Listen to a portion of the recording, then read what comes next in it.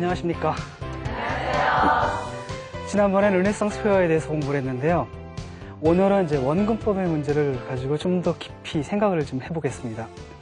원근법 하면은 몇 가지 전제가 있습니다. 첫째는 뭡니까? 시점이 고정되어 있어야 돼요. 딱 하나로 고정되어 있어야 되는데, 실제 사실은 이게 우리의 그 자연적인 지각의 조건하고는 맞지가 않거든요. 왜냐하면 우리가 사물을 볼 때 예컨대 그렇잖아요. 이렇게 멋진 남자나 또는 멋진 여자가 나타나면 제일 먼저 얼굴부터 딱 보고 그 다음에 어떻게 돼요? 밑으로 쫙 내려서 다리를 본 다음에 쫙 감아서 올라간다든지 시선을 계속 움직일 수밖에 없거든요. 누가 이렇게 내가 이제 예컨대 여러분들을 바라볼 때 가운데다 소실점 딱 찍고 거기만 이렇게 보면서 이러진 않는다라는 거거든요. 돌아가면서 얼굴 하나씩 이렇게 본단 말이죠. 그런 의미에서 원근법이다라는 것은 어떤 의미에서 굉장히 인위적인 표상 체계입니다. 인위적인 투시법의 체계고요. 두 번째, 원근법의 두 번째 전제 조건은 뭐냐면은 평면에다 투사한다라는 겁니다. 가령 한번 생각해 보십시오. 우리 안구는 어때요? 휘어져 있죠? 구형이죠. 여기 오늘 상이 맺혔다라고 해봅시다. 상이 맺혔을 때 이걸 여기다 투영하는 게 아니라 어디에요? 연장을 해야 되잖아요? 이렇게 연장을 해야 되죠? 그 다음에 여기다 상을 그려야 되는데 이 경우 뭐냐면 약간의 왜곡이 일어나게 됩니다. 쉽게 생각하면 여러분 지도 아시죠? 지도. 메르카토르 도법. 원래 지구가 구형이잖아요. 근데 그걸 어떻게 표상했습니까? 안에서 불을 비춰가지고 바로 평면에다 투사하니까 좀 크게 나오잖아요. 소련 같은 경우 굉장히 크게, 러시아 쪽은 굉장히 크게 나오고 알래스카도 엄청나게 크게 나오는 것처럼 약간의 왜곡이 있습니다. 근데 이걸 무시하는 거죠. 원근법 같은 경우는. 근데 그리스 사람들은 어땠습니까? 그걸 알고 있었죠. 그래가지고 신전 만들 때 똑같이 만들어 놓으면 어떻게 돼요? 약간 휘어져 보인다. 그래서 이렇게 팠죠. 어쨌든 르네상스 화가들은 이런 것들을 무시했습니다. 어쨌든 원근법의 전제 조건이라는 건 딱 두 가지예요. 하나는 시점을 고정시켜야 된다. 또 하나는 평면에 투사해야 된다. 그럼 하나 실험을 한번 해봅시다. 시점을 고정시키지 않으면 어떻게 될까? 어떤 그림이 나올까? 또는 평면이 아니라 곡면에다 투사하면 또 어떤 그림이 나올까? 여기에 따라서 다른 표상 체계가 나오게 되는 겁니다. 우리는 흔히 원근법 하면은 굉장히 객관적인 사물을 객관적으로 기술하는 방법이다라고 착각하기 쉽거든요. 실제로 브루넬레스키 같은 사람은 어떻게 했냐면은 자기가 사물을 절대적으로 객관적으로 올바르게 묘사하는 기법의 체계를 발명했다. 이렇게 믿었습니다. 그 증거는 뭐냐? 가령 이제 어떤 건물이 있으면 원근법에 따라서 건물을 그려요. 그 건물이 저 앞에 있죠? 그 다음에 거울을, 그 그림 크기만한 거울을 하나 탁 옆에 준비합니다. 그걸 들고 이제 뒤로 딱 돌아서는 거예요. 그러면 거울에 그 건물이 이렇게 비치겠죠? 그 다음에 여긴 자기가 그 원근법 체계에 따른 그림이 있겠죠? 그것에 윤곽이 딱 일치하죠. 따라서 원근법이야말로 사물에 대한 유일하게 올바른 객관적 기술이다. 이렇게 믿었습니다. 근데 과연 그럴까? 결코 그렇지가 않습니다. 그래서 이제 파노프스키 같은 사람은 뭐라고 얘기하냐면 원근법이다라는 것은 하나의 상징 형식에 불과하다. 말하자면 우리가 세계를 표상하는 또는 세계를 재현하는 여러 가지 가능한 체계 중에 하나에 불과하다. 이렇게 얘기를 합니다.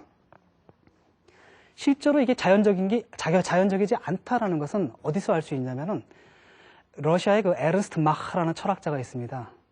이 사람의 어린 시절 얘기를 해요. 처음에 어린 시절에 이 사람이 서양의 그 원근법에 따라 그려진 그림을 보고 충격을 받았답니다. 이상하다라는 거예요. 왜 사람들은 그림을 저렇게 그리느냐? 왜? 책상을 그렸는데 서양 원근법에 따르면 내가 가까이서 보는 건 길죠? 멀어지면 짧아지죠? 근데 에르스트 마하는 아니다. 책상의 두 변의 길이는 같다. 같은데 왜 저 사람들은 왜 뒤를 짧게 그리고 앞을 길게 그렸을까?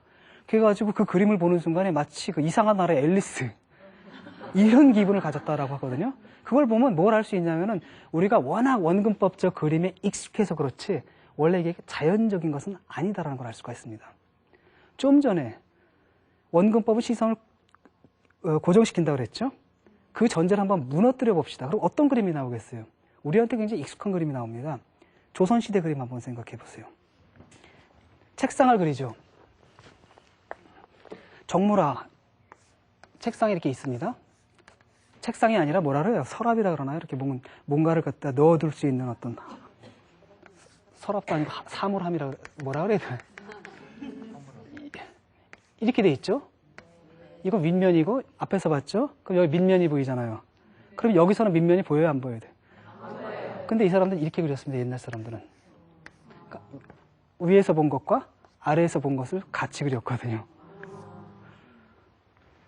여기서 뭐가 무너졌냐면 시점은 고정되어 있어야 한다는 전제를 무너뜨리면 저런 식의 큐비즘적인 그림이 나오게 되는 겁니다. 우리 옛날 조상들은 저걸 보고 정말로 책상에 저렇게 생겼다. 정말로 이렇게 여기 부풀리게 나와 있잖아요. 이렇게. 이걸 그렇게 본 게 아닙니다. 이 사람들 해석을 할 때 뭐라고 본 거예요? 우리가 보는 그 그림대로 그림처럼 그렇게 해석을 하는 거죠. 이런 식의 그 투시법이라는 게 여러 문명에서 많이 나타납니다. 특히 대표적인 예가 러시아거든요. 러시아 성상에 적용된 원근법은 서양의 원근법과 천차만별하게 다릅니다.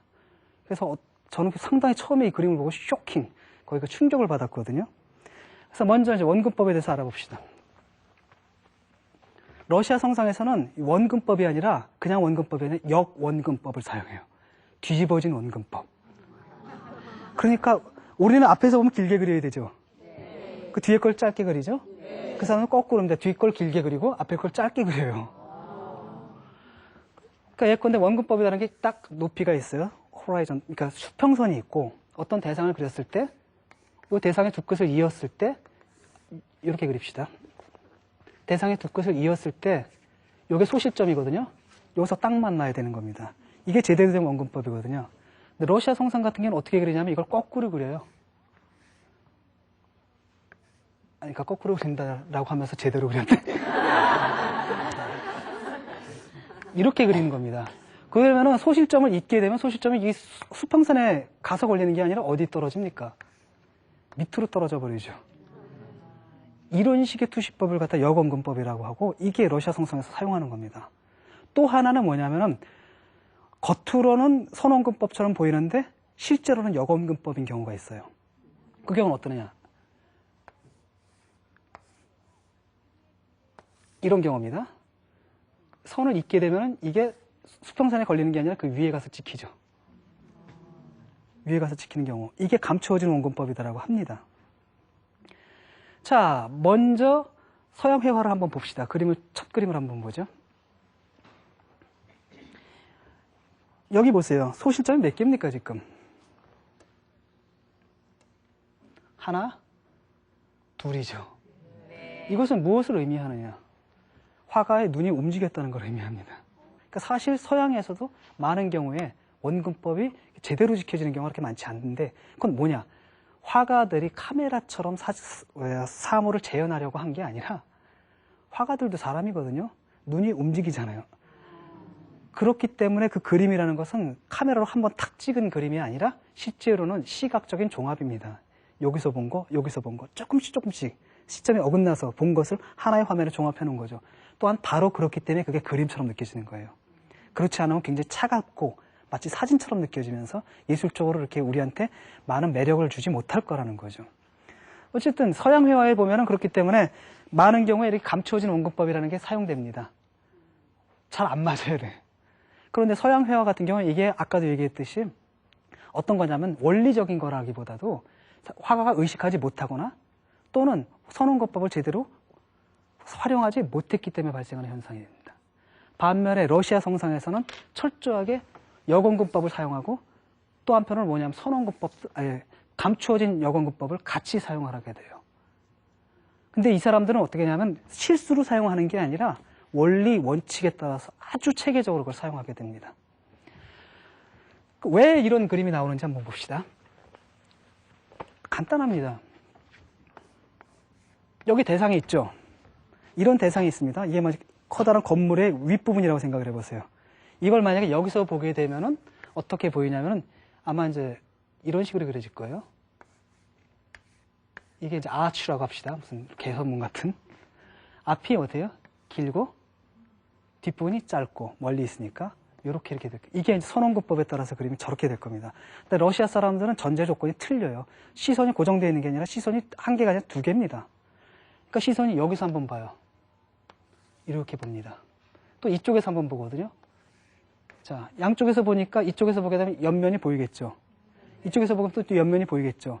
이때 이 두 개를 합쳐버려요, 가운데로. 몰아버리게 되면 어떻게 된 겁니까? 이게 만약에 포크라고 생각하세요, 여러분. 그 다음에 이게 아주 유연한 고무라고 생각하세요. 이렇게 하면 어떻게 되죠, 이게? 휘어져 버리겠죠. 휘어져서 이쪽이 보이겠죠. 이렇게. 서양 회화에서는 이렇게 묘사하는 것을 저쪽은 저렇게 휘어지게 묘사를 합니다. 근데 저런 그림을 보고 우리는 건물이 휘어졌네라고 생각하지만 러시아 사람들 휘어진 걸로 본 게 아니라 제대로 된 건물이다라고 해석을 해버리는 거예요. 다시 한번 그림을 보시죠. 여기 실제로 나타나죠? 이게 우리는 건물이 이렇게 휘어졌다, 둥근 건물이라고 생각하기 쉽지만은 그게 아니라 원래는 이 건물입니다. 서양 회화에 따르면 이런 식으로 그려져야 되는데 이 사람들은 뭡니까? 여기서 본 장면과 어디서 본 장면. 그래서 이 옆면이 보이는 장면을 갖다 보니까 이 옆면도 보이죠? 이 면도 보이게 해야 되죠? 이렇게 휘어져 버리는 겁니다. 자, 우리가 보면 이상하지만 저 사람들 저걸 당연하게 여기는 거예요. 건물은 원래 저렇게 생긴 거다. 그리고 저걸 우리처럼 해석을 하는 겁니다. 우리처럼 이렇게 생각을 하는 거예요. 저 사람들이라고 건물이 휘어졌다라고 믿었던 건 결코 아니라는 거죠. 이걸 보면 선원근법 체계라는 거, 서구식 선원근법의 체계라는 게 절대적인 게 아니라 문화마다 다르고 시대마다 다른 하나의 상대적인 체계에 불과하다는 걸 알 수가 있습니다. 자, 두 번째 그림을 한번 봅시다. 자, 여기 보면은 직선으로 될 이게 어떻게 됐습니까? 휘어졌죠. 휘어졌다는 겁니다. 그건 왜 그러냐면은 직선은 이렇게 휘어지게 나옵니다. 아까도 이렇게 했더니 이만큼 휘어지죠. 이런 직선은 수평선 이렇게 휘어지고 이런 것은 옆으로 이렇게 휘어져 버리거든요. 그러다 보니까 마치 그 휘어진 것처럼 보이지만은 다음 그림을 한번 보시죠. 원래 이런 겁니다.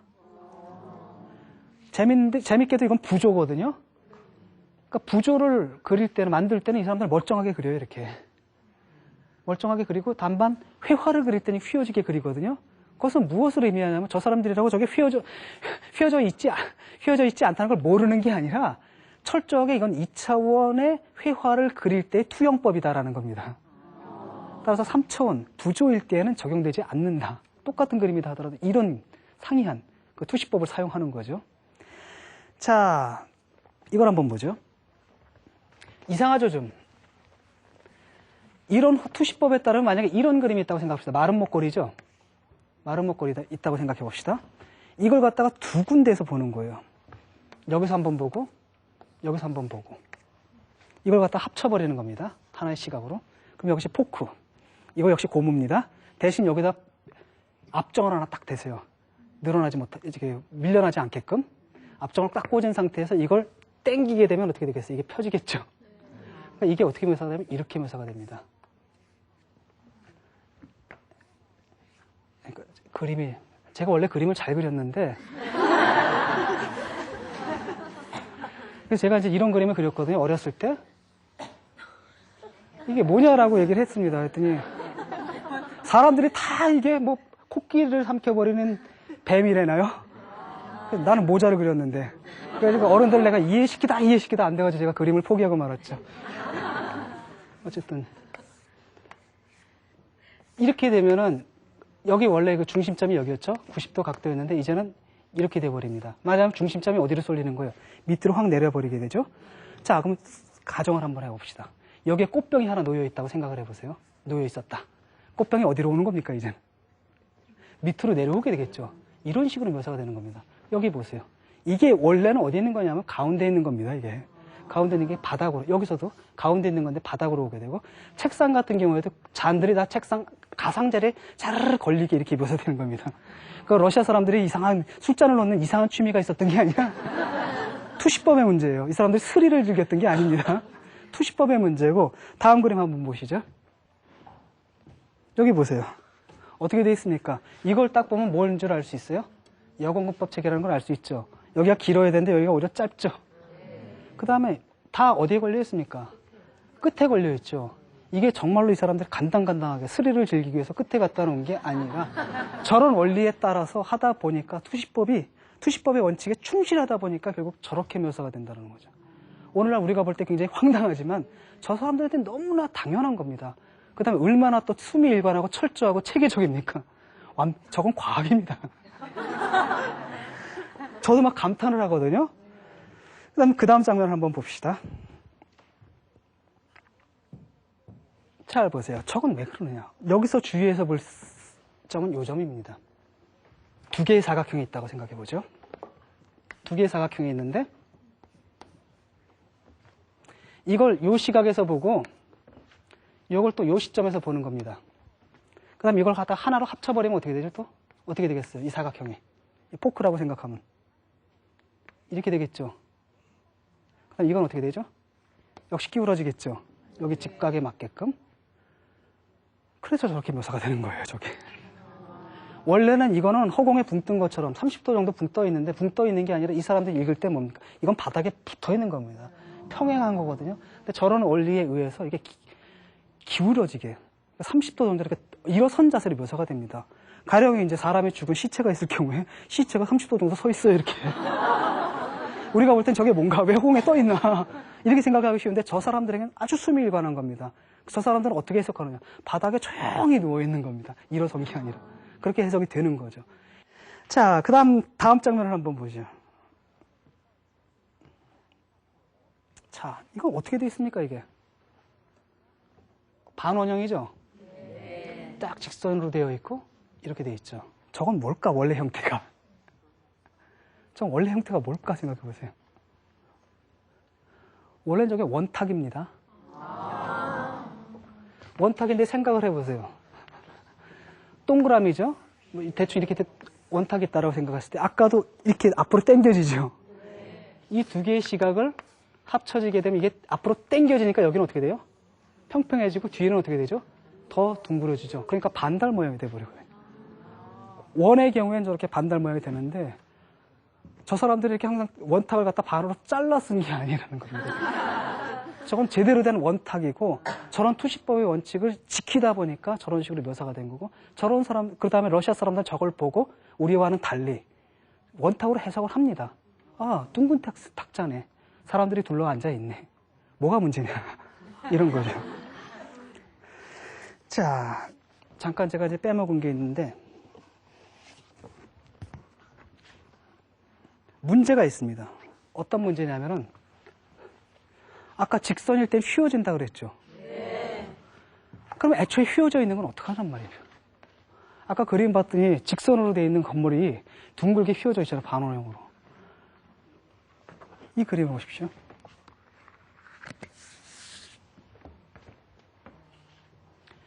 자, 이게 이미 충분히 휘어질 대로 휘어졌죠? 네. 여기서 어떻게 더 휠 수가 있어요? 더 휘면 그냥 동그라미가 돼버리잖아요. 합쳐져가지고. 그럴 때는 어떻게 하느냐? 잘라버립니다.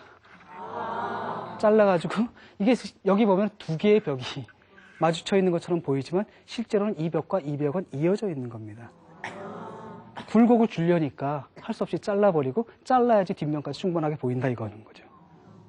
그러니까 우리가 생각하는 거랑 전혀 다른 투시법이 여기 있는 겁니다. 그 다음에 웬만하면 그냥 그려도 좋을 것 같은데 문제는 뭐냐면 이렇게 그려가지고 내세우게 되면 사람들이 뭐라고 생각해요 그걸? 직선으로 생각한단 말이죠. 아까 직선으로 그랬더니 이렇게 그려졌거든요. 그래서 이렇게 제시를 하게 되면 우리처럼 선원군법에 익숙한 사람들은 저걸 그냥 휘어졌구나라고 보겠지만 러시아 사람들은 그걸 다르게 해석을 하는 거예요. 저건 직선이구나. 직선으로 된 건물 앞에 성모 마리아가 예수와 앉아있구나. 그걸 피하기 위해서 이 건물은 직선이 아니라 원래부터 휘어진 겁니다. 이걸 표시하는 방법은 유일하게 이거밖에 없는 겁니다. 잘라버려가지고 이어붙이는.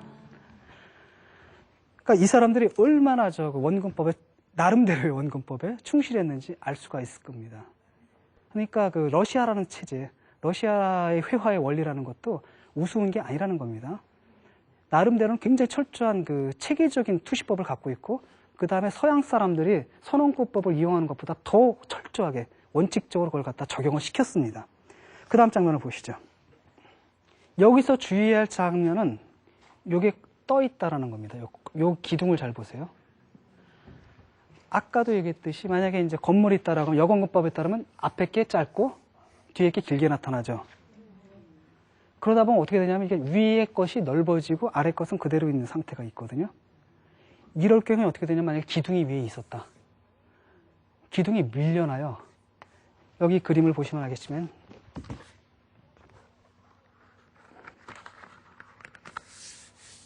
굴곡률이 다르기 때문에 위에 것이 밀려나는 수가 있거든요. 길어지니까. 그만큼 늘리다 보니까 기둥이 어디에 지지대를 잃고 허공에 떠버리는 겁니다. 우리가 볼 땐 황당하죠. 근데 저 사람들은 논리적으로 수능이 일반한 겁니다.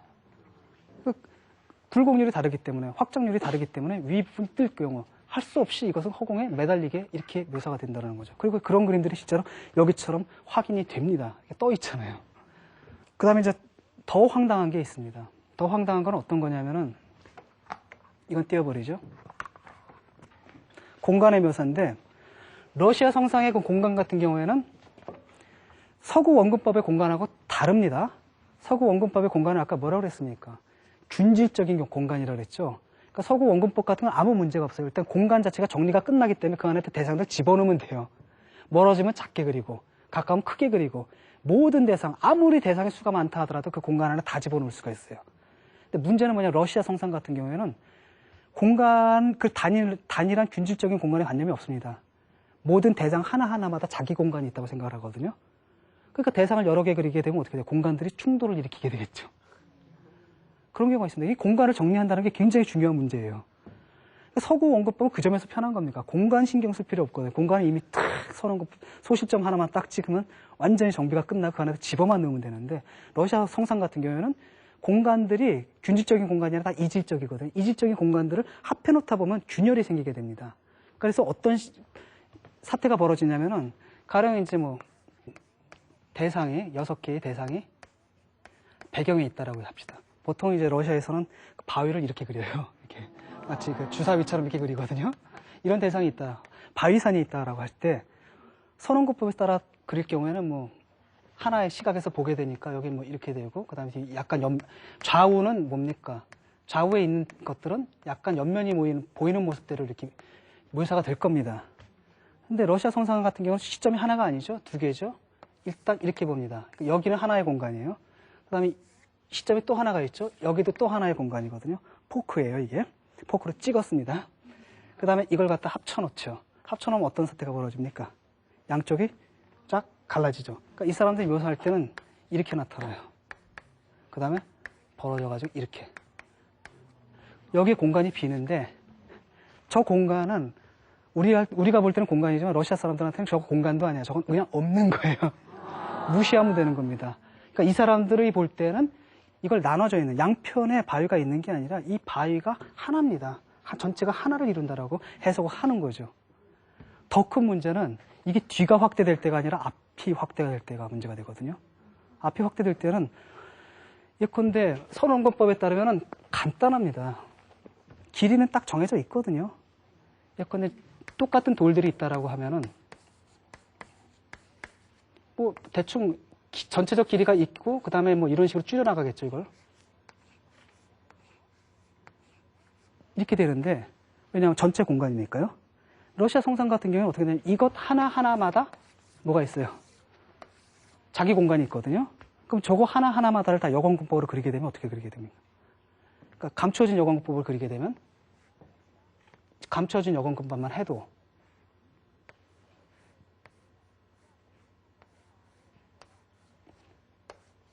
이렇게 되거든요. 감춰진 여건군법이라는 건 왜냐하면 충분히 펴지지 않은 겁니다. 펴다 만 거거든요. 양쪽으로. 이게 사실 옆면이 다 보여야지 여건군법인데 쭉 옆면으로 이렇게 옆면이 보일까 말까 하는 지점에서 멈춰선 거거든요. 그래서 겉으로 보면 뭡니까? 실제 선원군법처럼 보이는데 실제는 감춰진 여건군법이죠. 제대로 된 원군법처럼 보이지만 사실은 감춰진 여건군법입니다. 이렇게 그릴 경우에는 각각마다 늘어나죠, 이 부분이. 늘어나다 보니까 여기 전체가 길이가 늘어나게 되는 겁니다, 여기가. 근데 이제 화면은 제한이 되어 있죠? 화면 제한이 되어 있는데 저걸 넣게 될 경우는 어떻게 합니까? 공간이 충돌을 일으키겠죠. 더 많은 공간을 차지하겠죠. 그럴 때 어떻게 하느냐? 땅에다가 지진을 일으켜요, 그냥. 처리가 안 되니까. 그러니까 러시아 성상에 보면 갑자기 이렇게 지진 나는 장면이 많거든요. 그건 왜 그러느냐 하면은 저걸 카모플라주 하기 위해서 그러는 겁니다. 다음 그림 한번 보시죠. 여기 보세요. 이건 그리스도가 지옥으로 내려가는 장면이거든요. 이 공간 처리가 안 되기 때문에 여기가 어떻게 되면 카모플라주 하기 위해서 지진을 일으켜버리는 겁니다. 저건 이제 누구랑 비슷하냐면은 여러분 아마 세잔느라는 화가 아실 겁니다. 세잔느 같은 경우에는 어떻게 보냐면 사물을 갖다가 딱 원근법적으로 보는 게 아니라 이건 아니다라는 생각을 했어요. 우리가 실제로 볼 때는 그렇게 보는 게 아닌 것 같다. 우리가 실제로 사물을 볼 때는 그냥 하나씩 이렇게 보게 되거든요. 그러니까 여러분 전체를 사진으로 찍은 거하고 그 다음에 여러분 한 명 한 명을 사진에 찍어가지고 조합을 하게 되면은 공간들이 포커스가 하나씩 맞아질 땐 자기 공간을 갖게 되는 거잖아요. 그걸 조합하게 되면 아구가 잘 안 맞을 겁니다, 서로.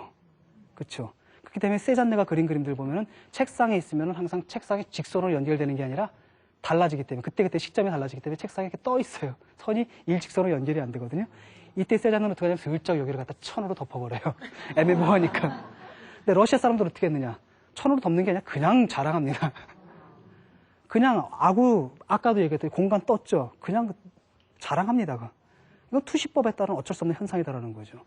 그런데 러시아에서도 나중에 17, 18세기 때 서양 원근법이 들어오기 시작하거든요. 거기 영향을 받으면서부터 이 사람들이 뭐냐면 저걸 슬쩍 가리기 시작을 해요. 실제로 그러니까 결국 어떤 결론이 나오느냐. 세잔느가 20세기에 했던 그것. 갖다 러시아의 장인들은 이미 15세기, 16세기에 하고 있었다는 거죠. 어떤 점에서 똑같냐. 세잔느도 그렇고 러시아 그 장인들도 그렇고 원근법을 부정한 겁니다. 원근법의 하나의 전제가 뭐였습니까? 시점은 고정되어 있어야 된다. 이거를 부정했다라는 거죠. 그러다 보니까 완전히 너무나 비슷한 이런 투시법의 체계를 갖게 됐다는 거죠. 자, 오늘은 여기까지 하고요. 다음 시간에 두 번째 전제를 부정하면 어떤 결론에 도달하게 될까? 그걸 한번 살펴보겠습니다. 다음 시간에는 우리 같이 공작도 하고 뭐 좀 만들면서 같이 한번 놀아보도록 합시다. 감사합니다.